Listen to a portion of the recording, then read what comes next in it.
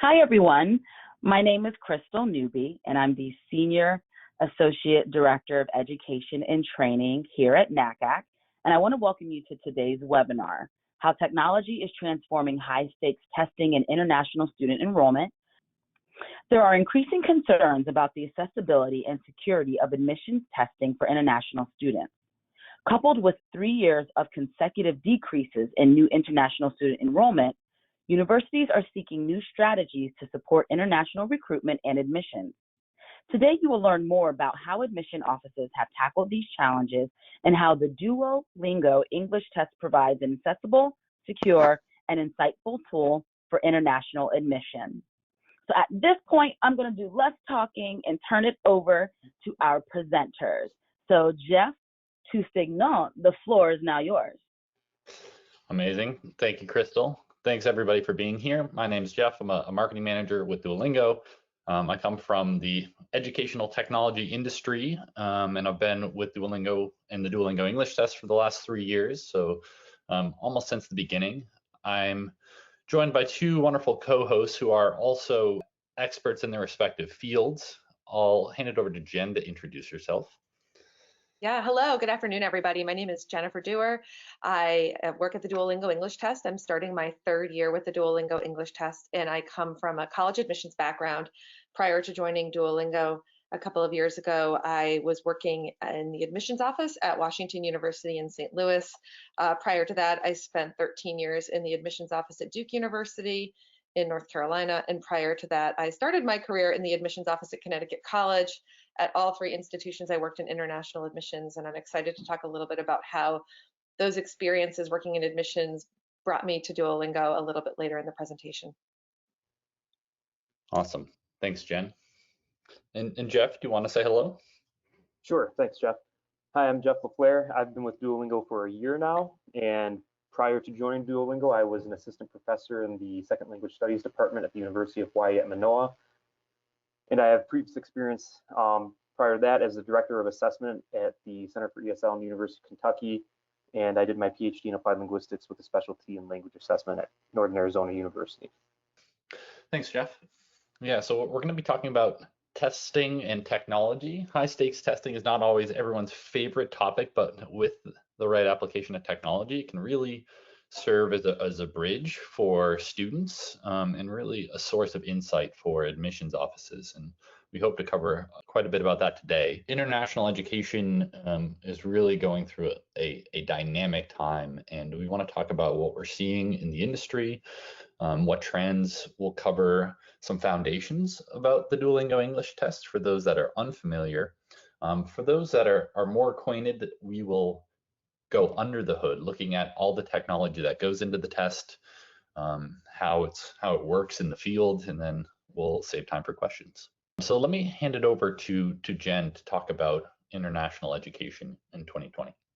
Okay, well, thanks, Jeff. Let's take a look at the next slide and talk a little bit about international education. And what I'm going to do is sort of lay the foundation. This is very much a former admissions officer perspective on international education and sort of a former admissions officer perspective on the need for more technology to change how students are applying to universities. And after that, I'll hand it back over to Jeff, both Jeffs, in fact. And I think they'll really be getting into the nitty gritty. And many of this is going to be stuff you already know, okay? As a review, you know that in the past few years, we've seen a decrease in enrollment after enjoying an enormous increase in enrollment for the past 2 decades at international student enrollment. And this is at US universities specifically. So one of the things we didn't ask in polls is if we have folks from non-US universities, and I think we may. So just know right now I'm talking about changes in international student enrollment at US universities specifically. And since 2016, we have seen a decrease for 3 years in a row. And if we take a look at the next slide and try to understand what's going on with those trends, there are a lot of factors that are driving international student mobility and the change in enrollment trends in the United States. Certainly some of that has to do with the high cost of attending university in the United States. The political climate cannot be discounted. Concerns about safety in the United States are real for international students.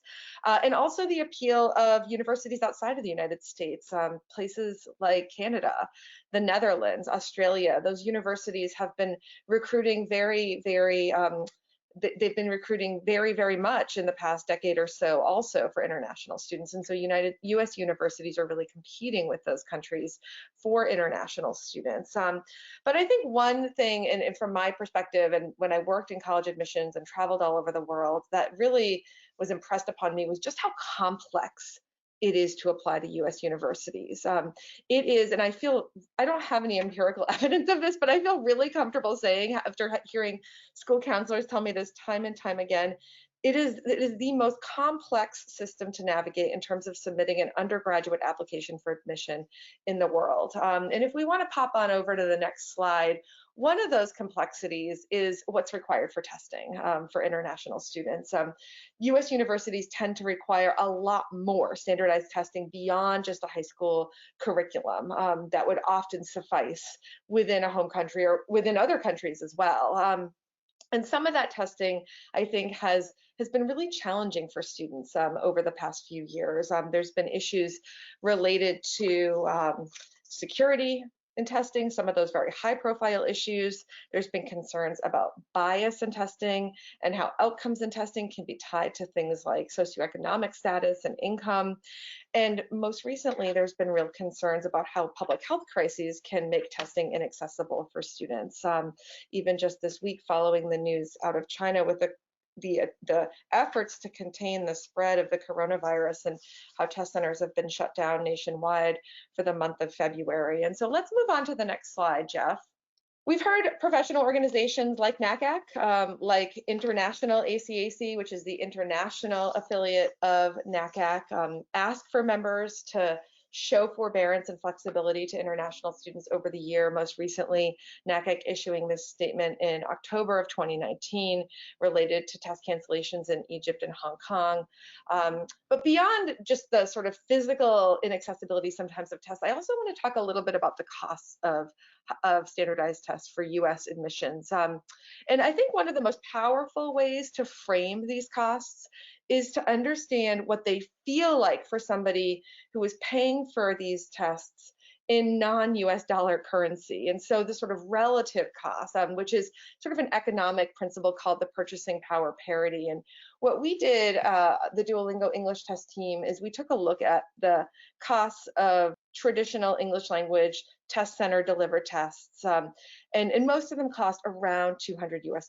It varies a little bit country by country and test by test, but that gives you a very good average. And what $200 US means for a student in Brazil, the equivalent is $614. For a student in India, it's the equivalent of $1,300. And really, stunningly, for a student in a place like the Democratic Republic of the Congo, it's over $11,000. For that family, it would mean a family in the United States the equivalent of spending $11,000 on a standardized test. And so these tests cost a lot of money. They are a huge investment that families have to make in their children's futures. And so it's really important to talk about cost of tests and how the cost of tests can be brought down, how test costs can be decreased.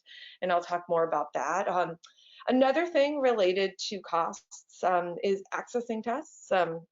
And this is something that I think if you live in a major world city, you may take for granted, but in fact, test center coverage throughout the world is not terribly broad. We took a look at test centers for all of the three major providers of test center-based English language proficiency tests, and there's one test center per almost 2 million people in the world. If you think about that on the flip side and think about internet users and who has access to the internet, it's still not worldwide coverage, access to the internet. You can see sub-Saharan Africa doesn't have very strong internet access, but there is one internet user per 2.2 people. And so we'll look at one more slide, I think, that illustrates this really well, and that's Brazil. There are cities in Brazil that are over 1 million people that don't have a single test center.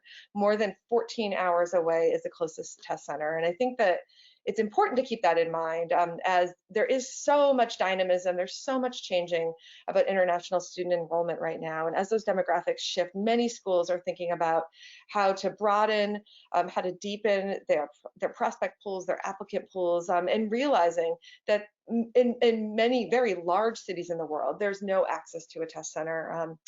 And so we sort of took those principles at Duolingo and applied them to to English testing, but that's something that we had been doing for quite some time with language learning. So it was a familiar concept that you could take something and you could put it on the internet and you could deliver it via the internet, and by doing that you could lower barriers, and we've been really successful at doing that at Duolingo. Most people know us for our very popular language learning app. With over 300 million users, we teach over 35 different languages for free. And a few years ago, some of our users started asking us if we'd certify their English. It was interesting because we had never sort of thought that we would become a test provider at Duolingo. We were really focused on teaching languages and not assessing languages, but we were asked to assess. And when we took a look at all the barriers that are up for students all over the world and the high costs, we realized there was a real need for testing to become more affordable and more accessible. And we felt like, as the world's sort of leading provider of language learning, we were in a unique position to be able to develop a new test and to use our technology to develop a new test that would be more affordable and more accessible. And Jeff, let's look at the next slide. This has really been a project that's driven by Duolingo's founder, Luis von Ahn. Luis himself was an international student who came to the United States in the late 90s from Guatemala.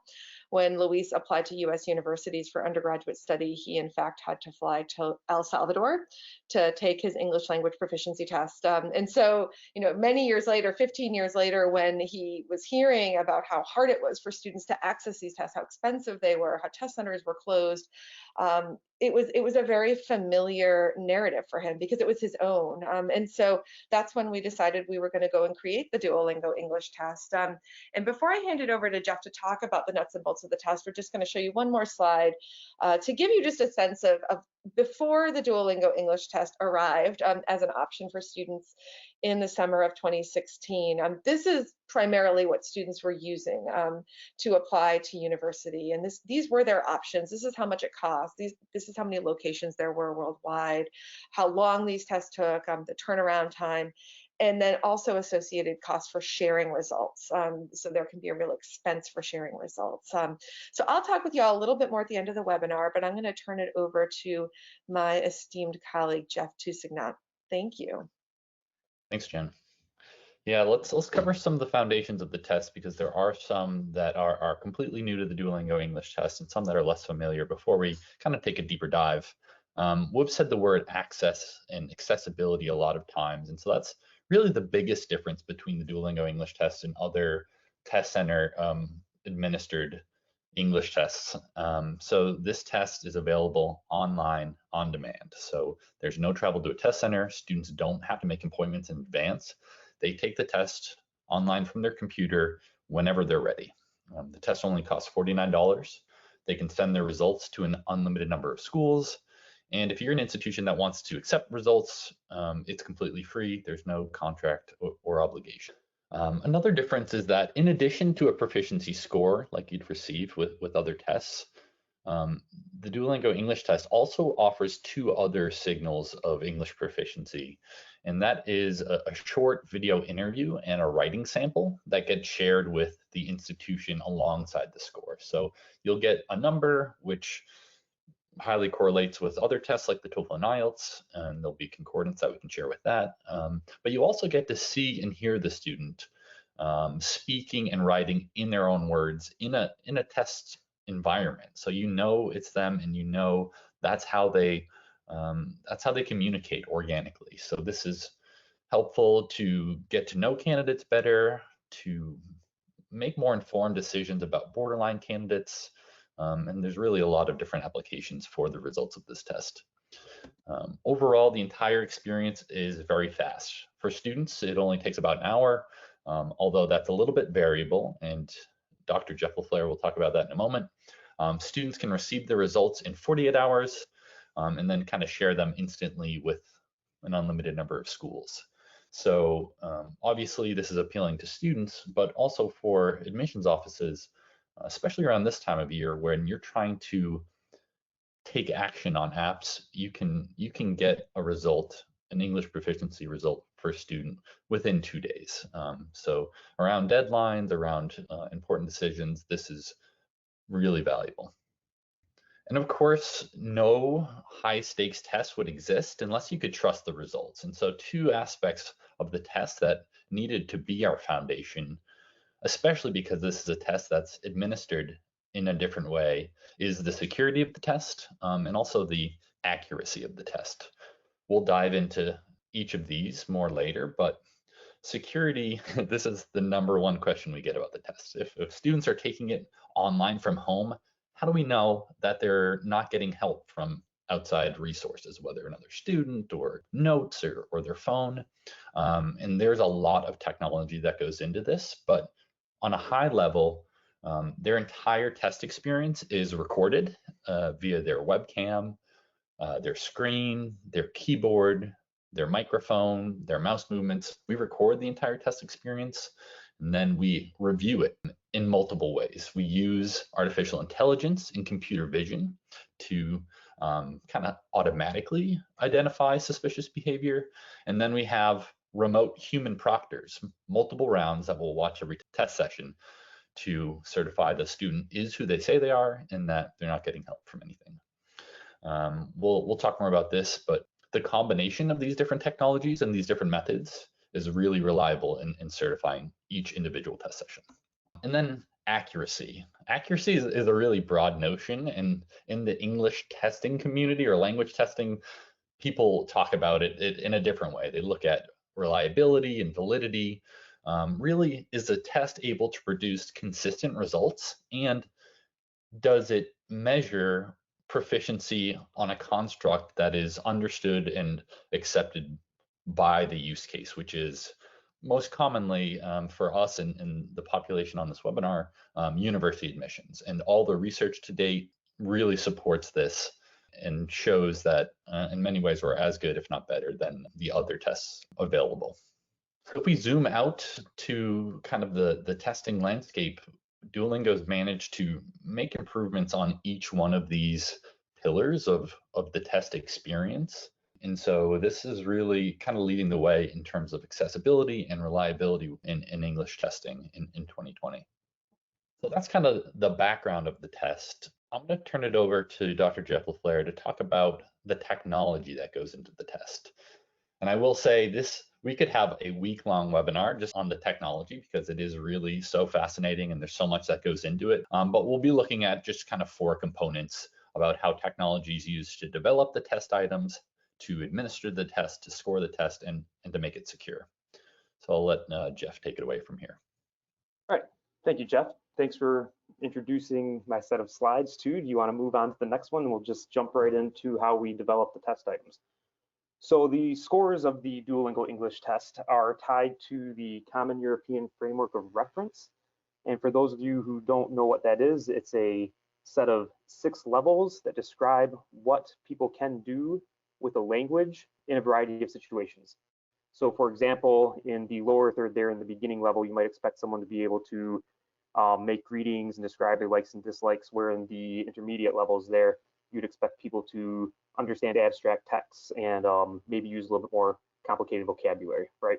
And now the way we tied our test to the Common European Framework of Reference is where the technology really comes in. And so I'm going to talk about 2 of the item types in tandem here. We asked people who had graduate level training. Most of these people were pursuing their PhDs or had already been awarded their PhDs in applied linguistics to annotate bodies of text and word lists. And so what they did was they would read the text or look at the words and assign them to different levels of the CEFR, like A1, A2, B1, B2, C1, or C2. And then after the experts had assigned those levels to the text and the word lists, we taught the computer what the characteristics of the vocabulary words and what the characteristics of the passages were at those 6 different levels. And then what that allowed us to do was grab a bunch of natural English language sources, such as other vocabulary words and other texts that hadn't been assigned levels, and then run them through the algorithm and place them on our CEFR aligned scale, which creates a large item pool for the computer adaptive administration, which is an important aspect of a computer adaptive test, is having a large item pool for security reasons and exposure reasons. In order to make sure that the algorithms were doing what they were supposed to do, we confirmed this by comparing the expert judgments after the model was run with the machine learning predictions for the vocabulary and the text, and we see high rates of agreement, 0.90 for the agreement between experts and the vocabulary model, and 0.76 with the agreement between experts and the passage model. And so this shows us that the machine learning algorithms did a good job of placing the text and the vocabulary words across the separate scale. And this high-level overview that you just got is described in detail in a forthcoming publication, The Transactions in Applied Computational Linguistics, and that should be out in the February issue. As we've hinted at already, the test is computer adaptive, and what this does is it ensures that every test session is unique. No test taker, there's not like a Form A, a Form B, and a Form C. Each test taker will see a different test, so to speak, when they sit down and take it. And this is possible because we have this large item pool from which to draw upon so that test takers do not come across the same items, either if they take the test repeatedly over time or if they're sitting next to a friend taking the test. And of course, we monitor the item exposure and then retire items as they are exposed, as they are seen by more and more people. And in a second here, I'm going to dive into what the computer adaptive test looks like. So what you're looking at here on this slide are 3 different test sessions. Starting on the left, you see a person who received a total score of 50. In the middle, a person who received a score of 120. And on the right, a person who received a score of 145. All right. Along the x-axis of each of those plots are the number of questions that were administered to the test takers. And then the y-axis is, of course, the score. The orange lines in these plots represent the difficulty, along that y-axis, they represent the difficulty level of the items that were administered to each of the test takers. And then the green trace represents the estimated ability level of the test taker at that point in time. And so what you see, there is no green trace for the first 5 items or so, and that's because that's called the burn-in phase. And so every test taker receives a set of 5 or 6 items drawn from the same difficulty buckets. And after those first 5 items, then the computer makes a provisional estimate of the test taker's ability and then gives them an item that will challenge them at that ability level. So as you can see in that first plot, the tip top of that orange line in the first plot, the computer decided to really challenge the test taker, and the test taker got it wrong. And then you see that downward slope of the line, and the computer threw the test taker an easier item last time around. This slide shows our exposure rates. Okay, so with a CAT, it's important to have a large item pool because you don't want the computer to give different test takers the same items or the same test taker the same items over repeated administrations. And there are 2 ways of measuring this. One is called the item exposure rate, and this is the percent of tests that use a given item. And our item exposure rate is under 1%, which is quite lower than other published computer adaptive tests where you can see the GREs is at 14%. And the next measure is the exam overlap rate. And this is a measure of the percent of items that are shared between any 2 test administrations. And again, the percent of items that are shared between any 2 test administrations that have been given over time is under 1% as well. And we have not been able to find any other high stakes computer adaptive tests that share this measure. And so one takeaway from those 2 slides is that it would take about over 1,000 repeated tests for a student to see the same question, or about 41 years because you can only take the test once every 30 days. One other thing I'll just add on about computer adaptive testing, or CAT as Jeff likes to refer to it, is that this also allows for the test to be a lot shorter. So standardized tests tend to be 3 or 4 hours, but that's because each student is answering questions that might not pertain to their ability.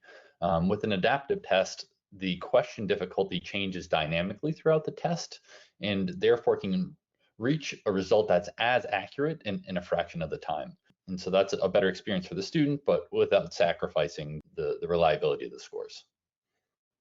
And so now we're going to move into some of the technology behind how we score the test. And as you may or may not know, we use automated scoring to score the speaking and writing. On the left, you see what the machine looks at. It looks at grammatical accuracy, grammatical complexity, lexical sophistication, and diversity. So lexical sophistication can be thought of as like rarer words or more infrequent words are more sophisticated, and more frequent words are less sophisticated. Lexical diversity is a test taker that uses a wider variety of words and a response has a higher lexical diversity score. The computer also looks at task relevance and then features related to length, and then on the speaking side of things, acoustics and rate of speech. Now, to confirm that the automated scoring algorithms are doing a good job of measuring people's spoken and written language proficiency, we compared the scores of the algorithms to scores that people gave them. And what you see here is the relationship between the machine scored algorithm and the human scored samples for the writing prompts. And we've got a few measures up here. Cohen's kappa is a rate of agreement that factors out chance. So this is agreement not due to chance. And then Pearson's R is your traditional correlation coefficient. And so the agreement between people and our computer algorithm, the machine agreement, is 0.79, which is quite high for a Cohen's kappa, and then a Pearson's R of 0.81. And this was done on a large sample as well. And so where the speaking prompts each have more than 3,000 observations. And for the speaking prompts, it's much of the same story. The human machine agreement for the Cohen's kappa is 0.82, and the Pearson's R, the correlation, is 0.80. So we are very confident that our machines are doing a good job, or our machine scoring algorithms are doing a good job of rating the speaking and writing samples as an expert would. Okay, so the next step, another question people often ask is, well, what is the relationship between scores on the Duolingo English test and scores on other, similar high stakes tests?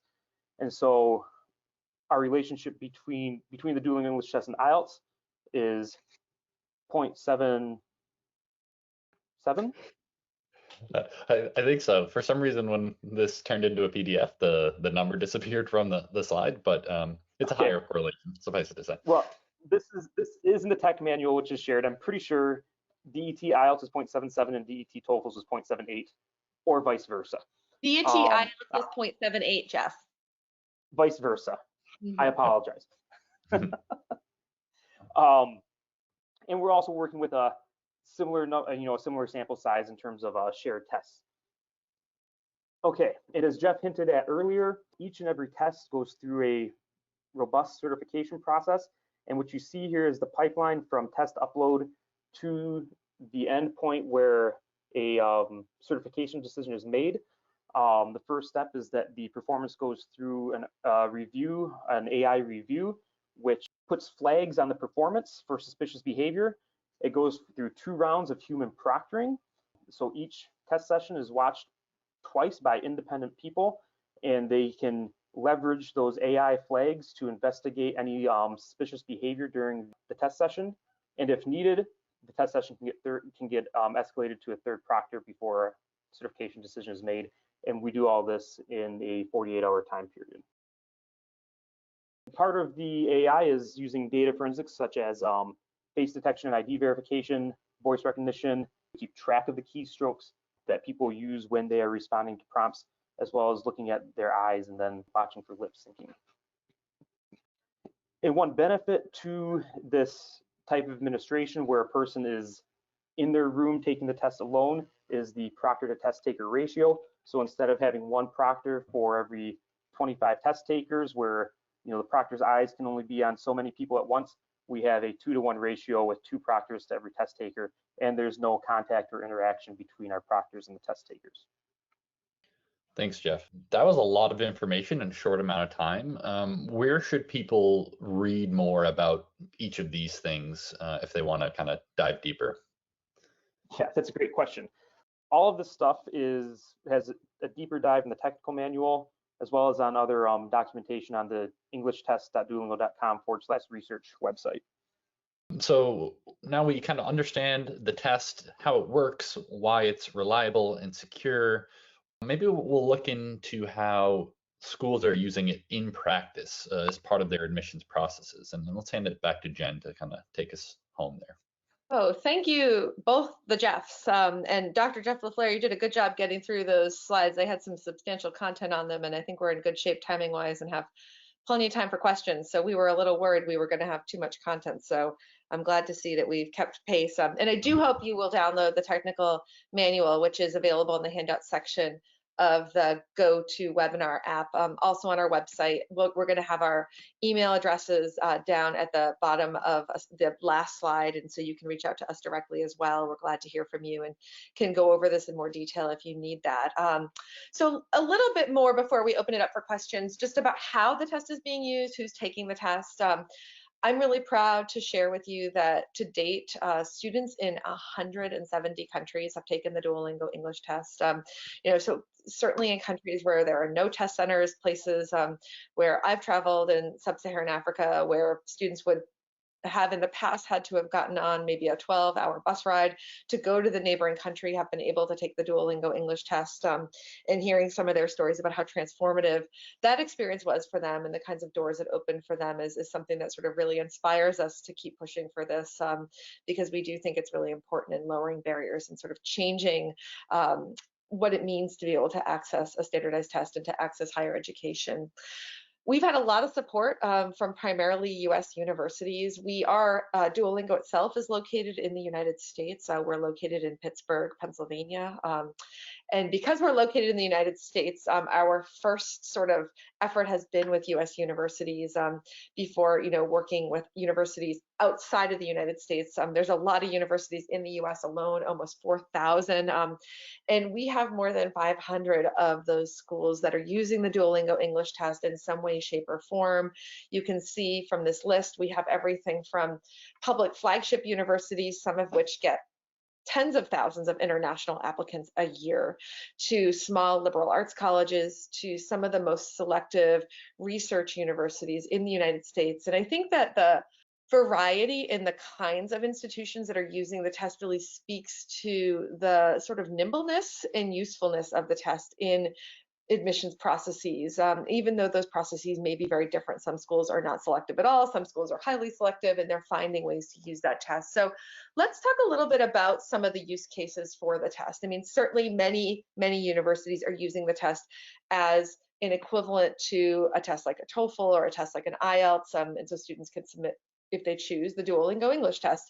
But also we see schools that have been pretty proactive in being able to complete applications with the Duolingo English test. So finding that, it's February 14th and they have 300 international students who are missing some part of their application. And this is one of the things that they can complete quickly and be able to then have an application fulfilled and be reviewed and considered for admission.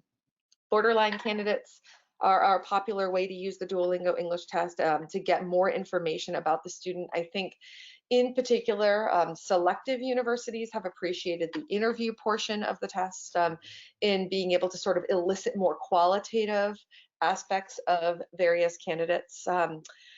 A number of institutions have been excited about the Duolingo English test because it has helped them reach more markets. It has helped them expand in countries where we have a pretty good footprint with the Duolingo English test that have not been traditionally well served by test centers. Places like Brazil, Nigeria, Indonesia are very well represented among Duolingo English test takers, including Mexico as well, but haven't traditionally been the kinds of places where you'll see a high density of test center locations. We see this has really been happening this week. The Duolingo English test being an option in cases where other tests have been canceled. We've never had the Duolingo English test canceled because it's always available. It's online. It's on demand, as Jeff explained so well. And so that's not sort of the possibility of how we deliver the test. It's never canceled, so we're always available for students as an option in the case of a test cancellation. And then finally, this was something that the universities that we're working with taught us, but it's turned out to be a very useful tool in athletic recruitment for coaches who are working on recruiting international students. It gives them a very quick read on their English ability. It allows for coaches and admissions offices to communicate more quickly with officially recruited athletes becoming students who are admitted to those universities. And so those are just some of the ways that the test is being used. I also want to take a look at the next slide because this is something that we're really proud of. It's very much aligned aligned to the mission of Duolingo, which overall is to make education more accessible to people all over the world. And we do that with our language learning app that's free. But it's also important for us to the test itself is affordable, so it is more accessible than the traditional English language proficiency test at the $49 price point. But for many students, we looked at that purchasing power parity slide. For many students, even $49 represents a significant portion of their family's monthly income. And we do not want a financial hardship to be a barrier for a student. And so we do have a fee waiver program.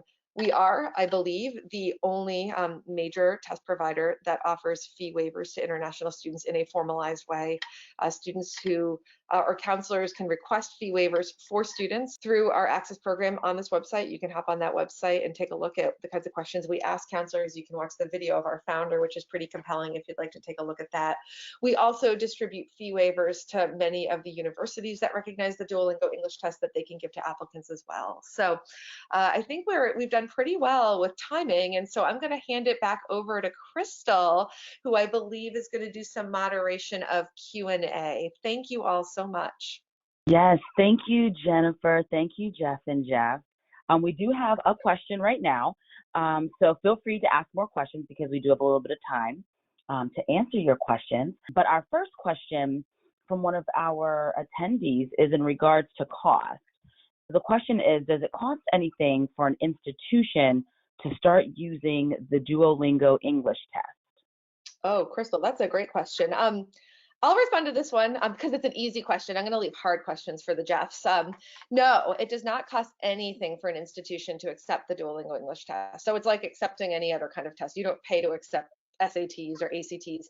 The cost is borne upon the test taker. So it doesn't cost anything. And if you're an institution that wants to start receiving the Duolingo English test, you see my email address. You can send me an email right after this webinar and let me know, and I will get one of our team members to contact you, and we can set you up to receive Duolingo English test results within a few minutes. We do need to give you credentials to log into our secure dashboard that we will create for you so that you are receiving results directly from us. And so that's important to clarify. If you want to be a receiving institution, we recommend that institutions don't just accept emails from students of test results. And in those emails, you wouldn't be able to watch the video interview anyway, but that's not a very secure way of accepting test results. We want you to receive those results directly from us. So you do need to let us know and we'll give you login credentials. We also integrate with Technolution Slate through an API. It's really simple. It's turnkey. It'll take your Slate team about 15 minutes. So if you do read applications on Slate, we would be happy to give you that information as well. Great, Jennifer. Thank you so much. Oh, now the questions are coming in. Okay, everybody is joining us. Lots of questions coming in. I hope they're hard, except for the Jeffs. They may be. You all might have to fight it out. The next question that we have is in regards to proficiency. And is there like a minimum score that shows language proficiency? Are you all able to share that information, or is it kind of a case-by-case basis? What do you recommend? Good question, Chris. I'll take this one, Jeff, even though you're more qualified to answer, but the harder ones I'm gonna pass to you. So we report English proficiency on a scale out of 160 points in 5-point increments. That also corresponds to the Common European Framework of Reference, which is a framework of language proficiency. So on our website, we'll send this as a follow-up email, but it's englishtest.duolingo.com/scores. It will kind of walk through each of the score ranges and what that means in terms of descriptors, in terms of how a student can function in the language.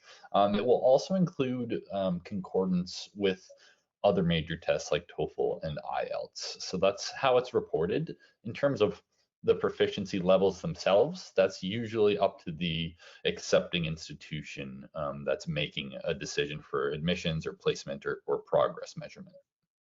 Great. Thank you so much, Jeff. And so we still have a few more questions.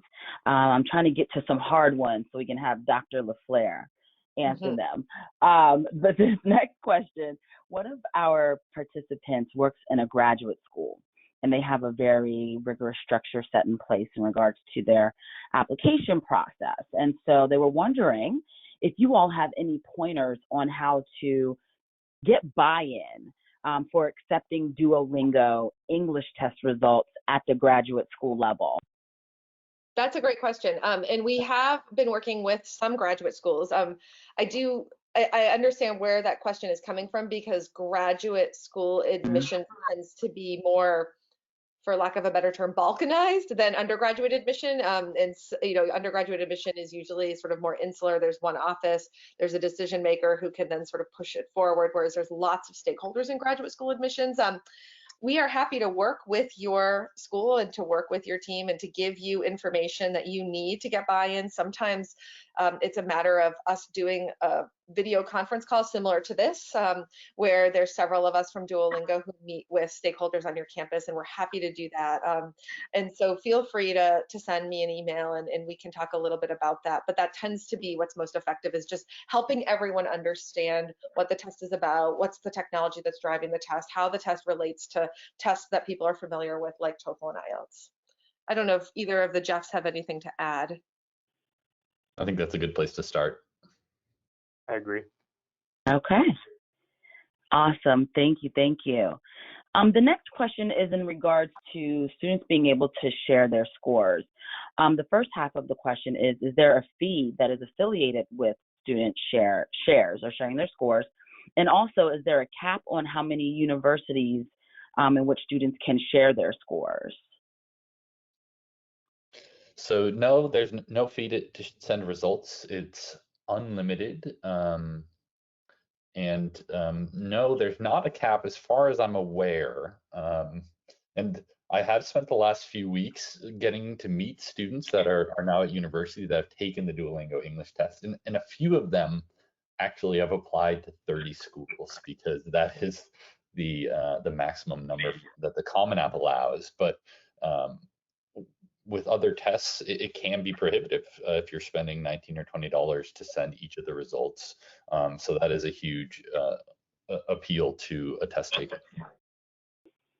Absolutely. Thank you so much, Jeff. This next question is in regards to students who may not have access to really strong internet connection. If there's a student in a region who really has poor internet access or connection and cannot finish a test due to, an internet blackout or an electrical blackout or anything like that, any interruption, how does it work? Is the student able to go back to where they started, or would they have to start a new test? What's kind of the protocol there for students in that situation? Right, and that does happen in some parts of the world. The internet is less stable. We have done a lot of work with school counselors and also counselors at community-based and non-governmental organizations, and sort of spreading the word about how to have a successful Duolingo English test experience, and making sure in places where there isn't a stable internet connection that you've tested your internet speed, that you wire in. That makes often for a much more successful or chance of success at being able to upload a session. But we are able to have successful test sessions all over the world. I myself tested the Duolingo English test and took the test from a really rural location in sub-Saharan Africa. And it was a little bit slower uploading, but it uploaded just fine. And so that's something that we've worked really hard to make sure happens. And we're fortunate to have all of the sort of power of the language learning app behind us if we need sort of engineering support to make sure that the test is working. I will say, if the test shuts down, if you're not able to upload it while you're taking the test, if suddenly the power goes out, something happens, lightning strike close by, we allow for students to restart the test for free within 30 days. So we will send them a coupon automatically that says, your test session wasn't successful, but it wasn't your fault, and you weren't acting maliciously, and so you can restart the test in 30 days and take it again. You do have to restart the test, though, because of security reasons. Sure, absolutely. And thank you for that response. I hope that clears things up for our audience member who asked that question. Unfortunately, this is all the time that we have for our webinar today, but I have to thank Jennifer and Jeff for really spending the time today to talk about their test service and really providing their thoughtful comments and expertise. So thank you so much. And last but not least, I really want to thank you all, our participants today, for joining this webinar. We always really appreciate your participation.